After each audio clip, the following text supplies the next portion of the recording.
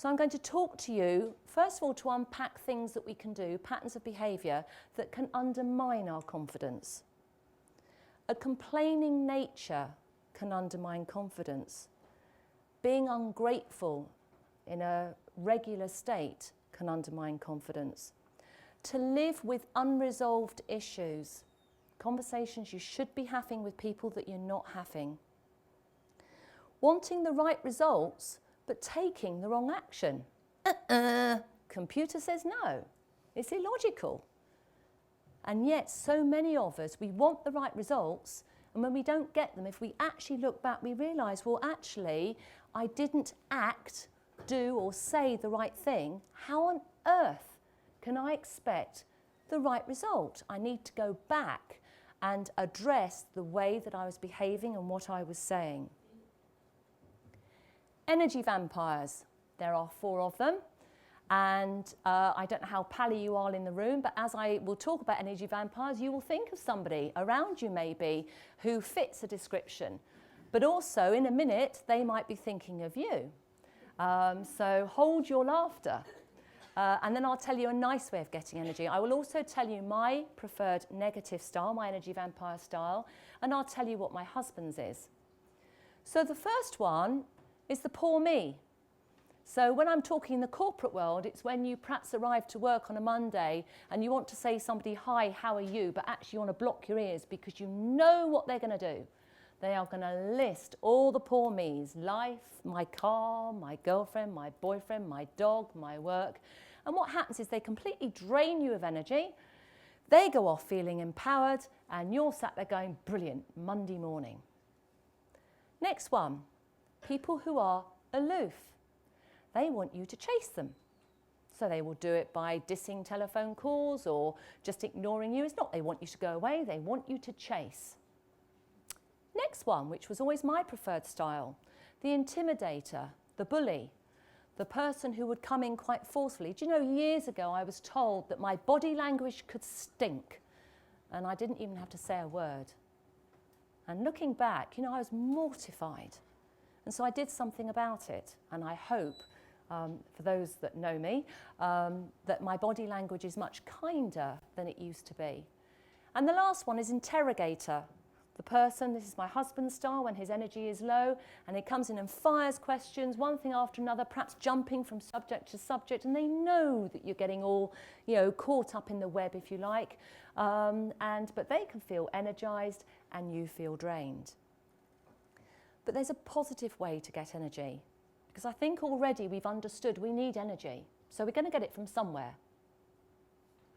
A positive way is something called VTO, value to others. If you give value to other people, you will get a warm feeling of satisfaction just knowing that you've helped somebody, whether it's to pick their books up, whether it's to open a door for them, or whether it's to remember the name of the toilet cleaner. You just smile and you think, I know I've given them value. And you actually build up an emotional bank account. And that feeds your confidence and feeds your self-esteem. And it's a much better way of getting energy than using the energy vampire route. Fearful of confrontation. I've half touched on it already. I believe confrontation is a life skill. We need to learn how to have those conversations and to sort out issues and problems. I believe that we live an unhappy and frustrated life if we are not confronting things that are worrying us and disturbing us. I think we would all agree there's a better way of doing it than perhaps other ways. So if you actually embrace it and say, okay, I'm going to learn a skill here, then you're more likely to deliver that confrontation in a very kind, considerate way, but still be prepared to have that conversation that you feel you need to have to communicate something. Watch your self-talk. You know, you will believe whatever you tell yourself.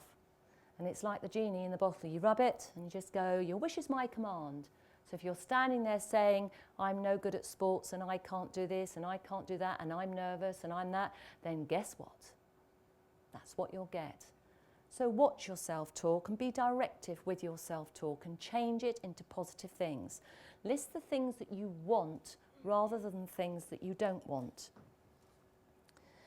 Winging it undermines your confidence.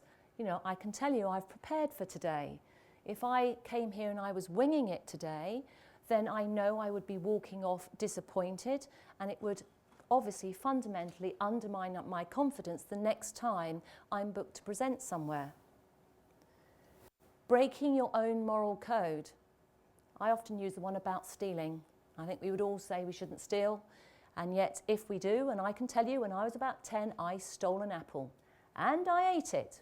And I didn't think much of it. I thought it was absolutely fine until the teacher in the class then said, somebody has stolen an apple. Can you please stand up in a row? All the students, I'm going to walk along and smell your breath. At that point, how confident was I? And also, how much then did I think that I was right?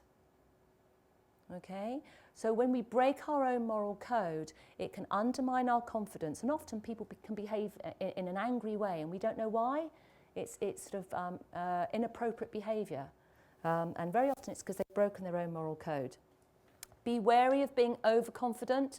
So often when we talk about confidence issues, we think it's a lack of confidence. Please know that overconfidence is just as much of a concern, and it can really trip you up, so be careful about that. Not looking after yourself can undermine your confidence. Self-sabotaging emotions can undermine your confidence. Fear, false expectations appearing real. Rejection, when we seek approval from other people to have permission to be who we are today. I suggest you do not need to seek approval from other people to have permission to be who you are today, but just be the best person that you can be. That's my duty on this planet, to be the best Sarah Hopwood that I can be. That means that when I get it wrong, I need to make sure I'm brave enough, bold enough, emotionally intelligent enough to put my hand up and say, I'm really sorry, I got that wrong.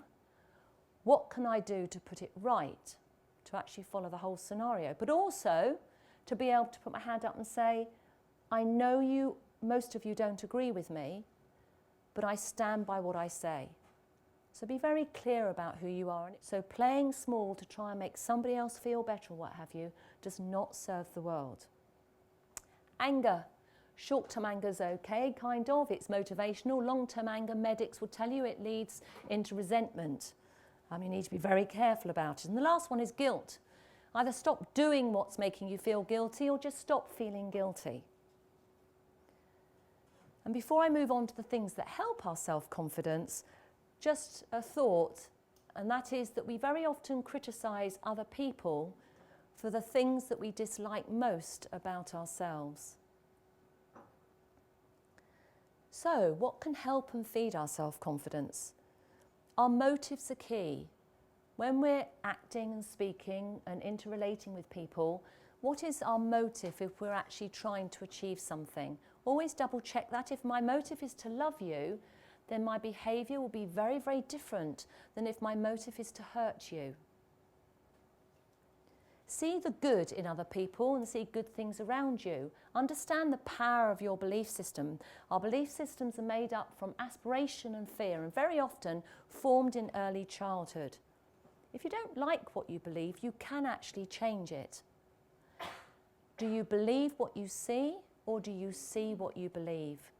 And very, very often we see what we believe. We put our stuff onto something else. And I encourage you to believe what you see. And when you're listening to somebody, believe what you hear rather than putting your own interpretation on it. Preparation is key. Have an attitude of gratitude will help your confidence. But coming back from Durban, the biggest thing I realised was it was a step-by-step process. There is no magic pill. And so I learnt to set small goals, to achieve them, and then also to celebrate and to congratulate myself and what have you and say, well done, you've done that. And as you build your confidence, you can then obviously stretch those goals out into bigger and better things. Character.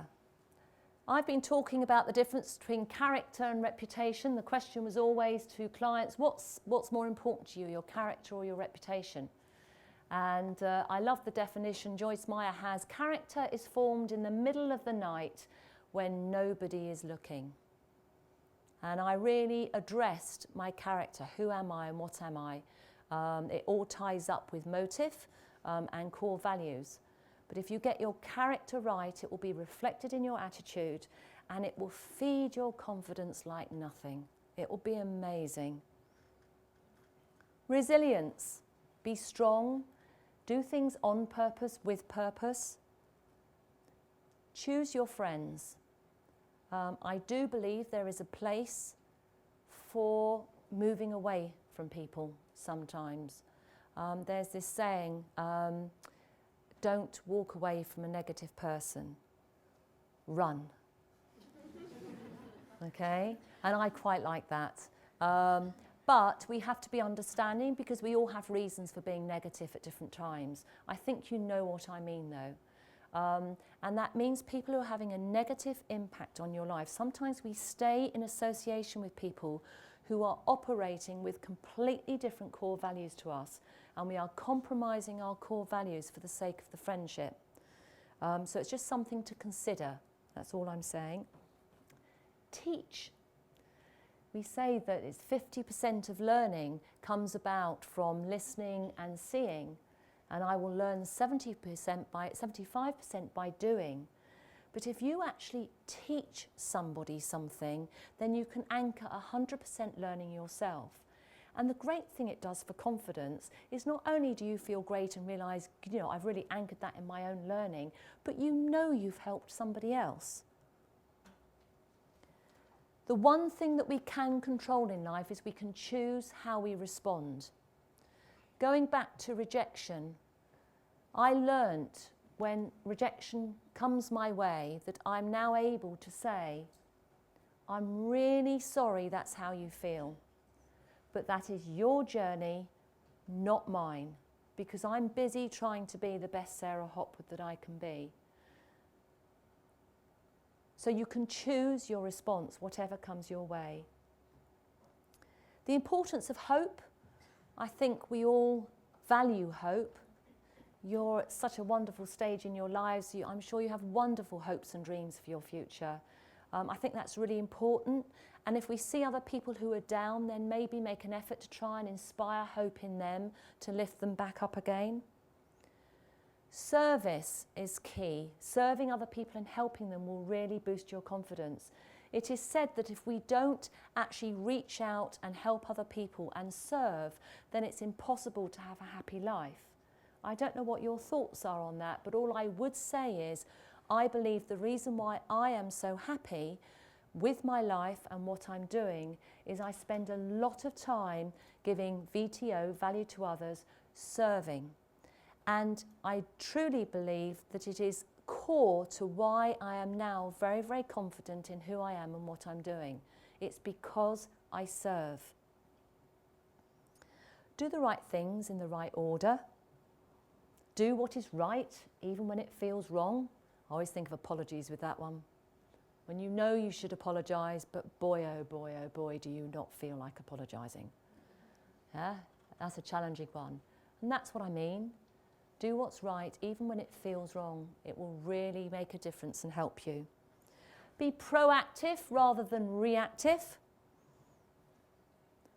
Also, I believe every dog has his day. If you haven't had your day yet, I'm so excited for you. That ties up with hope too. Fake it till you make it. Big one for me. When you wake up in the morning, if you don't feel like smiling, if you feel miserable, I'm telling you, if you wake up and you fix a smile on your face, even if you have to put a coat hanger in your mouth, your body and your brain will catch up and you will feel a lot better and it will help your confidence. When you're waiting for things, and we all have time of waiting, then try and wait with a good attitude. Sometimes when we're waiting, our attitude isn't that good and you think, yeah, but I'll be better once I get what I want. If you wait with a good attitude, then when things do come your way, you'll bounce a lot higher.